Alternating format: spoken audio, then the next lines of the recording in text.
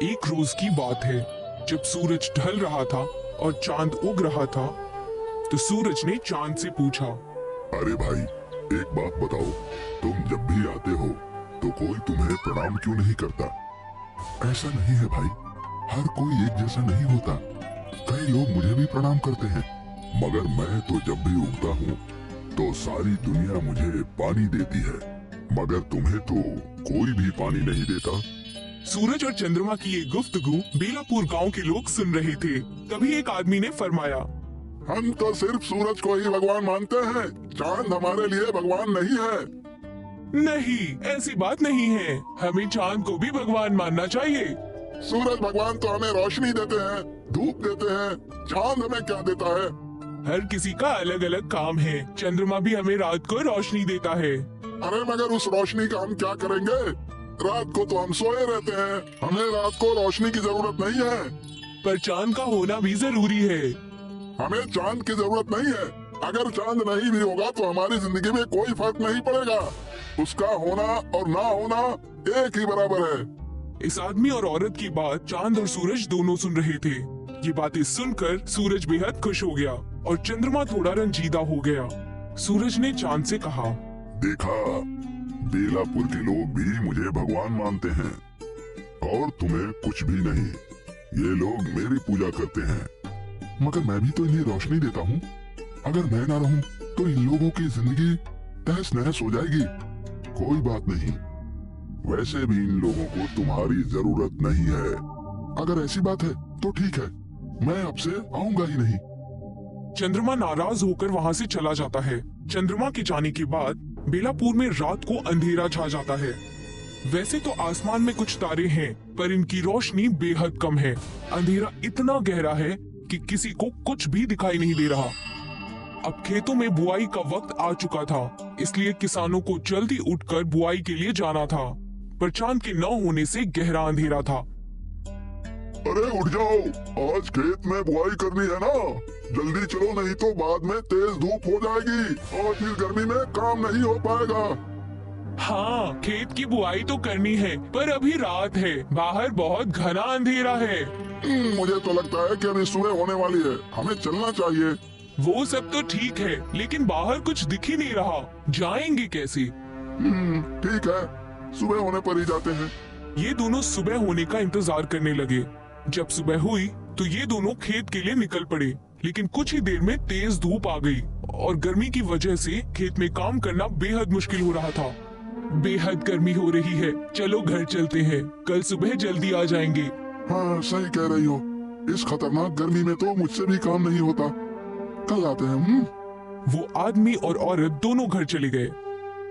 अगले दिन भी जब वो उठे तो रात को चंद्रमा के न होने की वजह से बेहद घना अंधेरा था, और आज भी वो दोनों जब उठे तो सूरज निकल चुका था।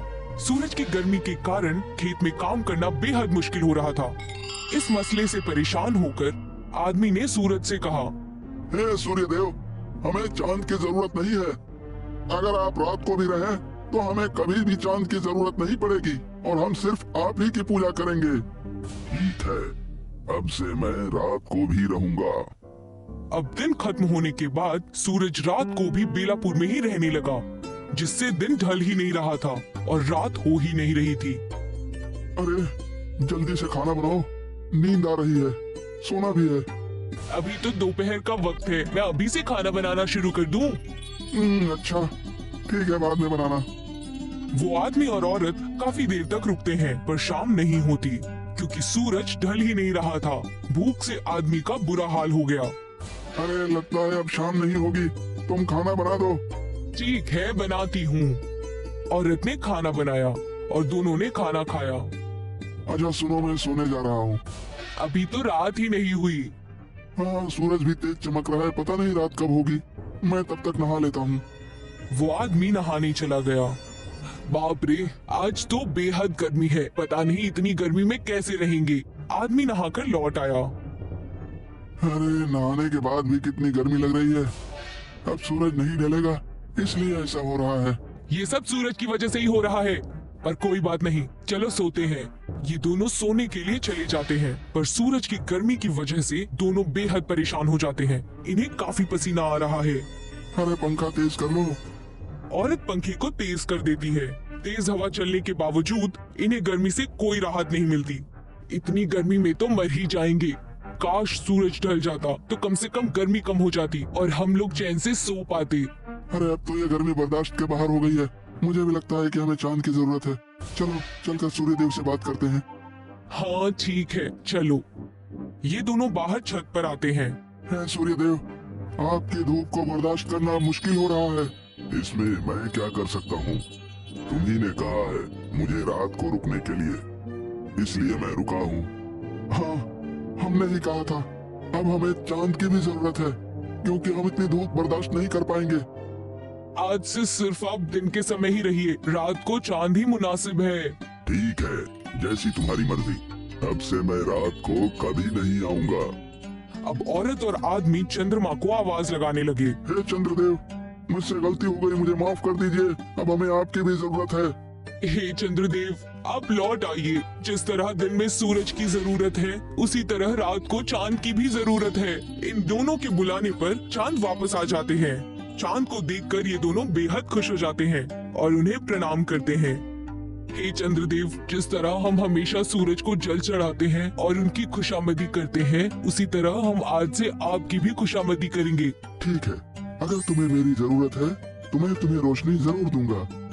मुझे माफ कर दो भाई, मेरी तरह तुम भी इस दुनिया के लिए बहुत जरूरी हो। अगर मैं दिन में उगने वाला सूरज हूँ तो तुम रात में उगने वाले सूरज हो। सूरज ढल गया और अंधेरा होने लगा और चांद ने चारों ओर अपनी खूबसूरत रोशनी बिखेर दी। आदमी और औरत दोनों ने चांद को प्रणाम किया और उनकी खुशामदी की और दोनों चैन की नींद सो गए। सीख, इस दुनिया में हर चीज की अपनी एक अहमियत है। हमें किसी चीज की अहमियत को कम नहीं समझना चाहिए।